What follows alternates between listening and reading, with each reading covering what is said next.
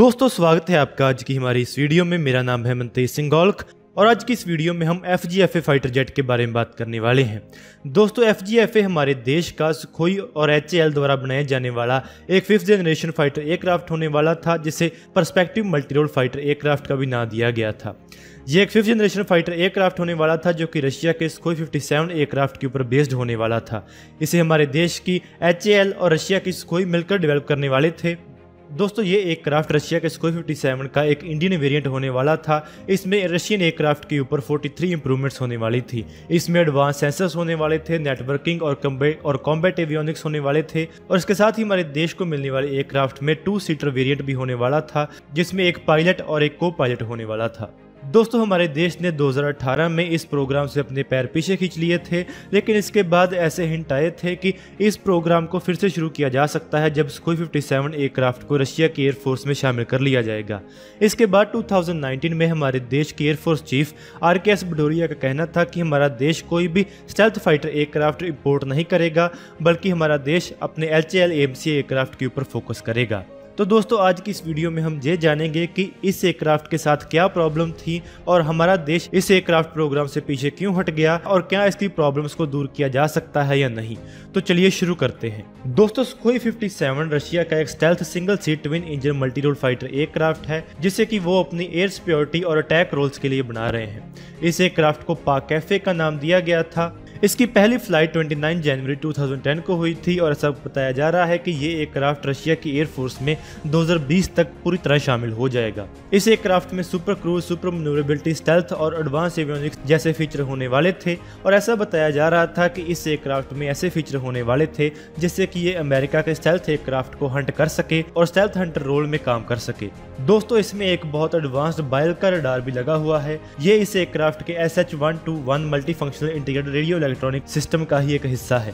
ये N036 radar system है जिसे कि रशिया की एक कंपनी ने बनाया है। ये एयरक्राफ्ट की नोज में लगा X बैंड AES रडार है। इसमें 1552 TR मॉड्यूल्स लगे हुए हैं और इसे N036-101 का नाम दिया गया है।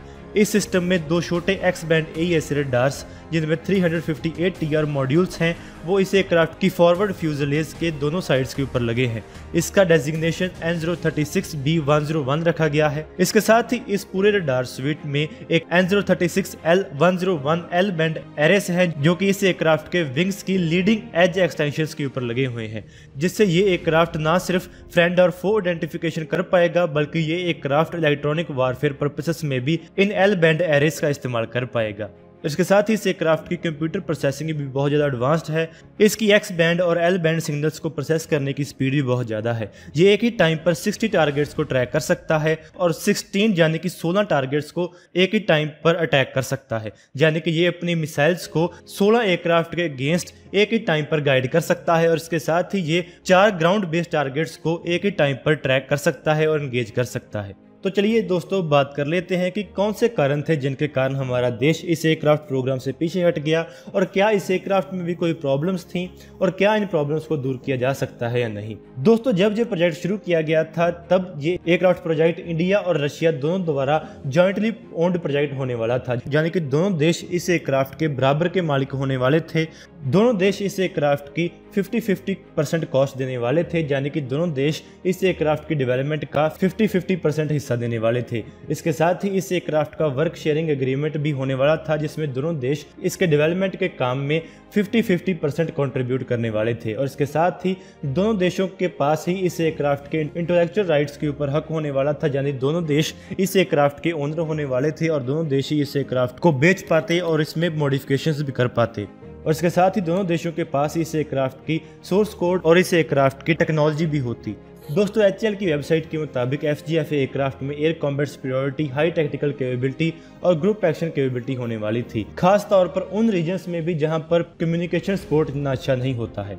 इस एयरक्राफ्ट में एडवांस फीचर होने वाले थे, यानी कि इसकी स्टेल्थ भी इंक्रीज होने वाली थी, इसमें सुपरसोनिक क्रूज एबिलिटी होने वाली थी, इसमें डाटा लिंक और नेटवर्क सेंट्रिक वारफेयर कैपेबिलिटी होने वाली थी। तो चलिए दोस्तों बात कर लेते हैं कि कौन से ऐसे कारण थे जिसके कारण ये प्रोजेक्ट आगे नहीं बढ़ पाया। दोस्तों 2007 में हमारे देश और रशिया के बीच एक एग्रीमेंट हुआ था। ये एक प्रिलिमिनरी डिजाइन कॉन्ट्रैक्ट था जिसमें दोनों देश इस एयरक्राफ्ट के डिजाइन के ऊपर काम करने वाले थे। इसके प्रिलिमिनरी डिज़ाइन के लिए हमारे देश ने $295 मिलियन रशिया को पे किए थे, लेकिन ऐसा प्रिलिमिनरी डिज़ाइन कॉन्ट्रैक्ट साइन हो जाने के बाद भी इसका बहुत सालों तक कोई भी रिसर्च एंड डेवलपमेंट के ऊपर कॉन्ट्रैक्ट साइन नहीं हुआ, जो कि इस प्रोग्राम का हार्ट होने वाला था। यानी कि जो भी इस एयरक्राफ्ट की डेवलपमेंट होने वाली थी वो इसी कॉन्ट्रैक्ट के बाद शुरू होने वाली थी। दोस्तों, हमारी गलतियों के कारण भी इस एयरक्राफ्ट में डिलेस हुए थे। दोस्तों, हमारे तरफ से भी बहुत सारी प्रॉब्लम्स इस प्रोजेक्ट के लिए क्रिएट की गई थी। दोस्तों, हमारा देश इस एयरक्राफ्ट के लिए कोई भी स्टैटिक रिक्वायरमेंट प्रोजेक्ट नहीं कर पाया। दोस्तों, हमारा देश ये तय नहीं कर पा रहा था कि हमें कितने एयरक्राफ्ट चाहिए। दोस्तों, पहले हमारा देश कह रहा था कि हम 250 FGFA एयरक्राफ्ट खरीदेंगे और इसके बाद हमने अपनी रिक्वायरमेंट को कम कर 127 एयरक्राफ्ट की रिक्वायरमेंट कर दी। और इसके बाद ऐसी बातें हो रही थी कि हम 65 एयरक्राफ्ट खरीदेंगे जो कि फ्लाई अवे कंडीशन में खरीदे जाएंगे। दोस्तों, इसके साथ ही रशियन साइड से भी इस एयरक्राफ्ट की डेवलपमेंट में बहुत सारी प्रॉब्लम्स थी। दोस्तों, रशियन साइड इस एयरक्राफ्ट की टेक्नोलॉजी को शेयर करने के लिए तैयार नहीं थी। दोस्तों, इस एयरक्राफ्ट की डेवलपमेंट में हमारा वर्क शेयर बहुत कम था। और वहीं जैसा कि आपको हमने पहले भी बताया है कि जब इस एयरक्राफ्ट प्रोग्राम को शुरू किया जाना था तब ऐसा प्लान था कि हम इस एयरक्राफ्ट की डेवलपमेंट में 50% वर्क शेयर कंट्रीब्यूट करने वाले थे, लेकिन हमें सिर्फ इस एयरक्राफ्ट का 30% वर्क शेयर ही मिला, जबकि हम इस एयरक्राफ्ट की 50% कॉस्ट दे रहे थे। यानी कि इसके लिए हम पैसे तो पूरे दे रहे थे, लेकिन हमें इस एयरक्राफ्ट की डेवलपमेंट में ज़्यादा हिस्सा नहीं मिल रहा था। इसके साथ ही रशिया हमें इस एयरक्राफ्ट के लिए सोर्स कोड भी देना नहीं चाहता था और इसके साथ ही हमारे लिए इस एयरक्राफ्ट की डेवलपमेंट में कोई भी लर्निंग कर्व नहीं था। यानी कि इस एयरक्राफ्ट की डेवलपमेंट में हमें कुछ भी ज़्यादा सीखने को नहीं मिलने वाला था। दोस्तों, हमारी सबसे बड़ी ज़रूरत यह है कि हमें एयरक्राफ्ट की डेवलपमेंट के लिए रिक्वायर्ड टेक्नोलॉजीज मिलें। दोस्तों, हमें हमारे देश के इंडिजिनस एयरक्राफ्ट डेवलपमेंट के लिए कोर टेक्नोलॉजी की ज़रूरत है, लेकिन हमें इस एयरक्राफ्ट की डेवलपमेंट में कोर टेक्नोलॉजी की डेवलपमेंट में शामिल नहीं किया जा रहा था। दोस्तों, HAL के हिस्से में जो वर्क शेयर एग्रीमेंट आया था उसमें HAL को इस एयरक्राफ्ट के लिए क्रिटिकल सॉफ्टवेयर डेवलप करना था, जिसमें मिशन कंप्यूटर, नेविगेशन सिस्टम्स और इस एयरक्राफ्ट की कॉकपिट डिस्प्ले शामिल थी। इसके साथ ही इस एयरक्राफ्ट के काउंटर मेजर डिस्पेंसिंग सिस्टम्स भी HAL को बनाने थे और इसके साथ ही सुखोई द्वारा प्रोवाइड किए जाने वाले प्रोटोटाइप एयरक्राफ्ट को भी HAL द्वारा इंडियन एयरफोर्स की रिक्वायरमेंट के मुताबिक मॉडिफाई किया जाना था। लेकिन दोस्तों, यहाँ पर आपको बता दें कि यहाँ पर हमारे देश के लिए सीखने के लिए कुछ नहीं था, क्योंकि जो टेक्नोलॉजीज की यहाँ पर बात की जा रही थी वो हमारे देश ने जहाँ तो पहले से डेवलप कर ली थी, जहाँ हमारा देश डेवलपमेंट की एडवांस स्टेज पर था। DRDO का कहना था कि हमें इस प्रोजेक्ट में कोई खास फायदा नहीं हो रहा है। इसके साथ ही इस एयरक्राफ्ट की कॉस्ट भी बहुत ज़्यादा बढ़ती जा रही थी। जब ये प्रोजेक्ट शुरू किया गया था तब इस एयरक्राफ्ट की डेवलपमेंट कॉस्ट में हमारे देश ने 6 बिलियन कंट्रीब्यूट करने थे और रशियन साइड ने भी 6 बिलियन कंट्रीब्यूट करने थे। लेकिन बाद में जब रशिया ने इस एयरक्राफ्ट की टेक्नोलॉजी देने से मना कर दिया तब रशियन साइड ने इस एयरक्राफ्ट की डेवलपमेंट कॉस्ट को कम कर 3.7 बिलियन डॉलर्स कर दिया। लेकिन जब हमारे देश ने कहा कि हमें इस एयरक्राफ्ट के साथ टेक्नोलॉजी चाहिए ही चाहिए, तो उन्होंने इस एयरक्राफ्ट की डेवलपमेंट प्राइस को ज़्यादा बढ़ाकर 7 बिलियन डॉलर्स कर दिया। दोस्तों, अगर इंडियन करेंसी की टर्म्स में कहें तो इस एयरक्राफ्ट की डेवलपमेंट के लिए हम 45,000 करोड़ देने वाले थे, जिसके कारण इस एयरक्राफ्ट की पर प्लेन कीमत भी बहुत ज़्यादा होने वाली थी। दोस्तों, अगर अंदाज़ा लगाया जाए तो इस एयरक्राफ्ट की डेवलपमेंट कॉस्ट को शामिल कर हमें हर एक एयरक्राफ्ट 200 मिलियन से लेकर 250 मिलियन डॉलर्स की कीमत पर पड़ना था, जो कि हमारे लिए बहुत ज़्यादा महंगा था। इसके साथ ही अगर इस एयरक्राफ्ट की डेवलपमेंट के लिए कॉन्ट्रैक्ट 2010 में साइन हो जाता तो हमें इस एयरक्राफ्ट की डेवलपमेंट में 8 से 10 साल लग जाते, जो कि बहुत ज़्यादा थे, क्योंकि रशिया ने पहले से ही इस एयरक्राफ्ट को पूरी तरह डेवलप कर लिया था। और जैसा कि हमने आपको बताया कि क्योंकि ये एयरक्राफ्ट रशिया ने डेवलप कर लिया था तो हमारे लिए इस एयरक्राफ्ट में जो कुछ ज़्यादा कंट्रीब्यूट करने वाला नहीं था। सबसे बड़ा सवाल ये था कि जब पूरा एयरक्राफ्ट ही रशिया ने डेवलप कर लिया है तो हम इसमें क्या कंट्रीब्यूट करेंगे। यही कारण है कि इस एयरक्राफ्ट की डेवलपमेंट के लिए बताए जाने वाली टाइमलाइन के ऊपर भी सवाल उठाए जा रहे थे, क्योंकि जैसा कि हम जानते हैं कि ये एयरक्राफ्ट पहले से ही पूरी तरह डेवलप्ड है, तो इस एयरक्राफ्ट की पूरी डेवलपमेंट और इंडक्शन के लिए हमें इतना समय क्यों लगना था। दोस्तों, यहाँ पर आपको बता दें कि अगर हमारे देश को इस प्रोजेक्ट में कोई फायदा होता तो वो बहुत लिमिटेड होता। हमें इस एयरक्राफ्ट की डेवलपमेंट से सिर्फ लिमिटेड प्रोडक्शन मैन्युफैक्चरिंग टेक्नोलॉजी ही मिलती, जो कि काफ़ी नहीं थी। इसके साथ ही हम दोनों देशों के बीच ट्रस्ट भी कम हो रहा था। रशियन साइड इस प्रोजेक्ट के लिए UAE के साथ भी कोलैबोरेट कर रही है। इसके साथ ही हमारे देश की भी अमेरिका के साथ क्लोजनेस बढ़ती जा रही थी। हमने अमेरिका के साथ बहुत सारे एग्रीमेंट साइन किए थे। दोस्तों ऐसा कहा जा रहा है कि इंडियन एयरफोर्स इस प्रोजेक्ट को लेकर इतनी उत्साहित नहीं थी, लेकिन हमारे देश के पॉलिटिकल प्रेशर के कारण उन्हें इस एयरक्राफ्ट प्रोग्राम के साथ आगे बढ़ना पड़ रहा था। इसके साथ ही डीआरडीओ का भी इस एयरक्राफ्ट प्रोग्राम के खत्म होने में बहुत बड़ा रोल था। दोस्तों डीआरडीओ का कहना था कि वो पूरी तरह कॉन्फिडेंट हैं कि हमारे पास जो टेक्नोलॉजी इस एयरक्राफ्ट के साथ मिलनी है वो हमारे पास पहले से ही अवेलेबल है, और जो एयरक्राफ्ट टेक्नोलॉजी हमारे पास अवेलेबल नहीं है उसे हम डेवलप कर रहे हैं और वो एडवांस्ड स्टेजेस में है। चलिए अब जान लेते हैं कि इस एयरक्राफ्ट में कौन सी प्रॉब्लम्स थी। दोस्तों इस एयरक्राफ्ट में सबसे बड़ी प्रॉब्लम इसका अंडर पावर्ड इंजन्स थे। दोस्तों जो एयरक्राफ्ट अभी रशिया ऑपरेट कर रहा है वो AL-41F इंजन के साथ ऑपरेट किए जा रहे हैं, जो कि इस एयरक्राफ्ट की रिक्वायरमेंट को पूरा नहीं कर पा रहे हैं। ये इंजन रशिया के सुखोई 35 एयरक्राफ्ट के लिए बनाए गए थे, जो कि सुखोई 57 एयरक्राफ्ट के लिए एडिक्वेट नहीं है। दोस्तों रशिया का AL-41F इंजन 32,500 पाउंड्स का थ्रस्ट जनरेट करता है। दोस्तों ये इंजन 86.3 kN का ड्राई थ्रस्ट जनरेट करता है और 142 kN का आफ्टर बर्नर के साथ थ्रस्ट जनरेट करता है। लेकिन वहीं इस एयरक्राफ्ट की रिक्वायरमेंट बहुत ज़्यादा थी।